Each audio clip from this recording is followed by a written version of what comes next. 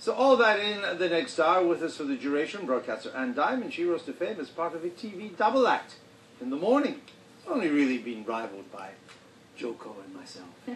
She has her own radio phone-in show. And David, although not directly related to hacking, is one of the first sentences now linked to the behaviour and the conduct of the media and the police. And yet, just hearing that leaves you asking more questions. Did she actually sell information, or is she being done for offering to sell information? If so, what was it about? What did it result in? It's almost as though, at the moment, we just want to know more. We're living in an age where maybe now we're seeing the results of post-Leveson sort of investigations. But at the same time, we still want to know more. You just worry that maybe we're actually flagellating ourselves a little bit too much. Maybe people are actually going to be criticised now for sort of trivial things, and you worry that maybe we're still missing the bigger boat. Terrible things start happening. Don't say you weren't warned. Well, that's the trouble, though, isn't it? Because no matter, if you try and understand the situation, it entirely depends how far back in history you go as to where you think allegiances should be. And it becomes more and more complex. I mean, what would be the right thing for the government to do? Our government to do? Well, I'm not sure that Mali is something that ought to be occupying our government at the moment. Our economy... It had to occupy our government. Why? Because of the incident that happened. It's a faraway country in North Africa. It contains no threat to us whatsoever. We have no historical relationship with it whatsoever, and we're broke. We can't keep our pensioners warm in the winter time, but we're ready to help France set fire to Mali. Just doesn't compute. And are we really going... I mean, I wouldn't give my son's life in Mali, and I know that you wouldn't either.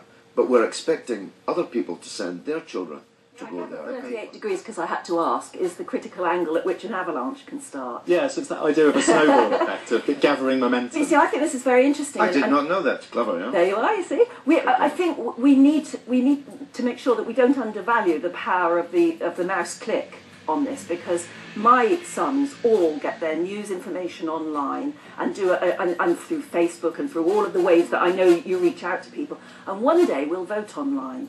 And when people like 38 Degrees and other organisations can influence people on screen, and we'll all be multi-screen within just a few years, and then you can just move, on the critical day, you can just move your mouse and click for a particular, in a vote in a particular way. I think we really have to not call them slacktivists and actually understand that people sitting in front of a screen have the same power as we used to have. I just think it's a shame that we're debating from the starting point of thinking that posh is bad and that being educated is a bad thing for people in government. It's one. I mean, Eton actually provides an incredibly good education for people, and not just posh people either. I know quite a few parents there who've got their kids there on total scholarships because they think the education is good, and it turns out thinkers. Quite a few? Oxbridge. There aren't that many. Oh no, there are. Well, I happen to know them. most scholarships at Eton are worth a couple of £100 a year. Well, I know somebody who deals with a lot of. fees. I know somebody who deals with a lot of interns and says the ones they get from Eton are far and away, 2 or 3 years ahead of the others. And I think that's probably... I'm just saying, don't decry a good education. But the argument is... Don't hold an education against somebody. Maybe hold against them what they've done with after their education. But the argument... Have they earned real money? Have they earned their living? But what puzzled me, therefore, was the timing of this. Exactly. That's what I've been trying to figure out. Which one came first? Did he sense it coming and think, all right, well, I'll deliver that speech I was thinking about on Europe? Because that has quelled the yes, that's given them time to fight. Safe till 2015, that's what they're saying. I mean, they're saying if he can't get growth moving, then and that's the key issue, isn't it? As Ed Miliband said, didn't he, that we can sense all these moves that are hurting us, we just can't sense that it's healing the economy at the moment. And that's what we need to see before we all vote. And it's only 2 years away now. And that would have helped the Tories a lot. Yes. So, although David Cameron is riding quite high at the moment with the EU speech behind him, and he's done very well in Africa over the last couple of days, I think he must be very, very irritated by that, because that would have meant about 20 seats for the Tories. and he needs those. And I, as a voter, can't get past the fact that he's the one who says we're all in it together, and yet very clearly he is a toff. He is very rich, and it doesn't hurt him like it's hurting us. And I think a lot of people feel like me, just can't get past that. HS2, where are you? Well, luckily I'm far enough west best. No, I didn't. You know what I meant. Yeah, no, HS2. I really do believe that we need it. We have to have it.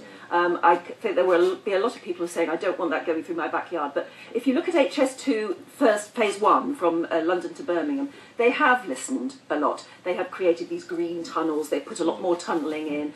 They are trying to listen to people. And as long as they have that good consultancy process, it's good news. It has to be. I mean, it's not for another 20 or 30 Right, years. it's time before we go to find out the answer to the quiz. Now, the question was, Sally Bercow has got a tattoo. She told all her Twitter followers. Was it a portcullis? Was it John Bercow's coat of arms? The names of her children? Or an anchor? The correct answer is... Names of her children? Good answer. Good guess, I guess. She obviously read The Sun this morning, Anne, didn't you? Because we had the story in The Sun, and it was in the shape of a heart. And a picture of it too. How sweet. It obviously means no more children too, doesn't it?